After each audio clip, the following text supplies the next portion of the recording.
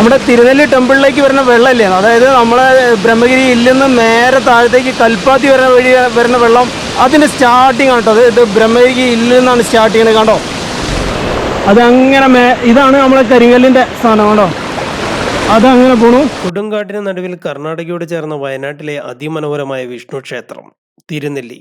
തിരുനെല്ലി ക്ഷേത്രത്തിന് സമീപമായി ക്ഷേത്രാവശ്യങ്ങൾക്ക് ശുദ്ധജലം എത്തിക്കുന്ന ഒരു കരിങ്കൽ പാത്തിയുണ്ട്. ബ്രഹ്മഗിരി മലനിരകളിലെ അരുവികളിൽ നിന്നും തിരുനെല്ലി ക്ഷേത്രത്തിലെ പൂജാതി കർമ്മങ്ങൾക്ക് വെള്ളമെത്തിക്കാൻ കിലോമീറ്റർ നീളമുള്ള കരിങ്കൽ പാത്തി ഒരു അത്ഭുതം തന്നെയാണ്.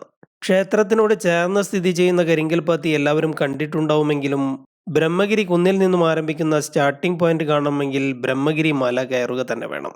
ബ്രഹ്മഗിരി ട്രെക്കിങ്ങിന് പോകുന്നവർക്ക് ഈയിടം കാണാനും അതിന്റെ ചരിത്രം അടുത്തറിയാനും സാധിക്കും.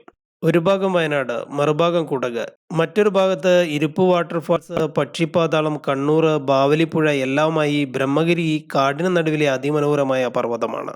സീതയെ തിരഞ്ഞ് രാമനും ലക്ഷ്മണനും എത്തിയ പുരാണത്തിലെ പർവ്വതം കൂടിയാണ് ബ്രഹ്മഗിരി. പർവ്വതത്തിലെ പാറക്കെട്ടുകളിലെ ശുദ്ധജലം കരിങ്കൽപ്പാത്തിയിലൂടെ ഒഴുകി തിരുനെല്ലി ക്ഷേത്രത്തിലെത്തുന്നു. ക്ഷേത്രത്തിലെ പൂജാധികാരങ്ങൾക്ക് ഈ പുണ്യജലമാണ് ഉപയോഗിക്കുന്നത്. ചിറക്കൽ രാജാവിന്റെ പത്നി വാരിക്കര തമ്പുരാട്ടി ക്ഷേത്ര ദർശനത്തിനെത്തുകയും ദർശനത്തിന് ശേഷം ദാഹശമനത്തിനായി അല്പം വെള്ളം ചോദിക്കുകയും ചെയ്തു. പാപനാശിനിൽ നിന്നും വെള്ളം എത്തിക്കുന്നതിനുള്ള വിഷമം ആ സമയം ശാന്തിക്കാരൻ വിശദമായി തമ്പുരാട്ടിയെ അറിയിച്ചു.